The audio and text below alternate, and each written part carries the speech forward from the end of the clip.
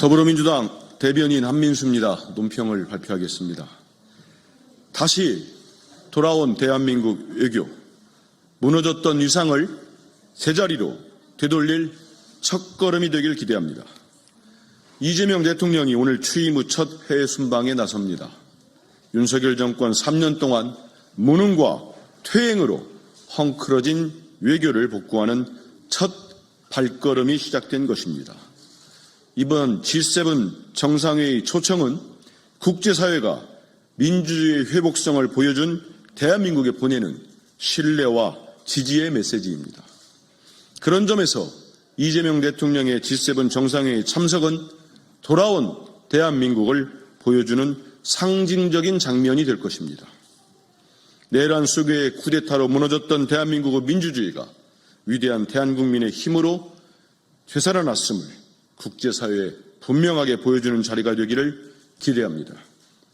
한편 우리 정부는 국제질서의 격변 속에서 미국과의 경제, 안보 협상이라는 중대 과제를 앞두고 있습니다.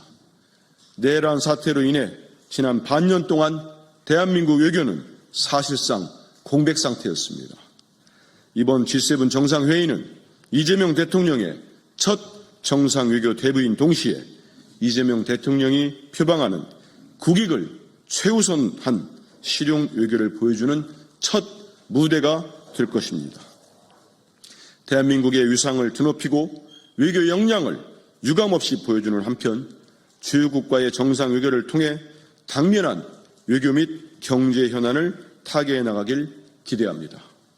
더불어민주당은 이재명 대통령의 외교 행보를 든든히 뒷받침하며 이재명 정부와 함께 세계 속에 굳건한 대한민국을 세우겠습니다. 한반도 평화정착을 가로막으려는 대북 전단 살포에 엄중한 책임을 물어야 합니다. 대북 확성기 방송이 중단되었지만 일부 민간단체들이 대북 전단 살포를 계속하고 있습니다.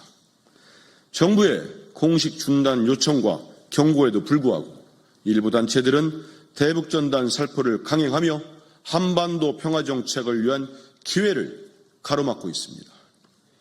쌍방 확성기 방송으로 고조되는 남북 간 대치가 가까스로 진정되고 있는 상황에 찬물을 끼얹는 격입니다.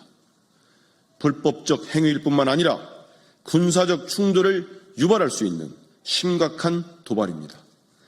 과거 윤석열 정권은 대북전단 살포를 방관하는 것은 물론 북한의 오물풍선에 맞대응하면서 한반도 긴장을 더욱 고조시켰고 그 피해는 고스란히 우리 국민에게 전가되었습니다. 접경지역 주민은 물론 국가 공동체의 안위를 위협하는 대북전단 살포는 당장 중단되어야 합니다. 간신히 일상을 되찾은 접경지역 주민들을 또다시 불안에 휩싸이게 할 수는 없습니다.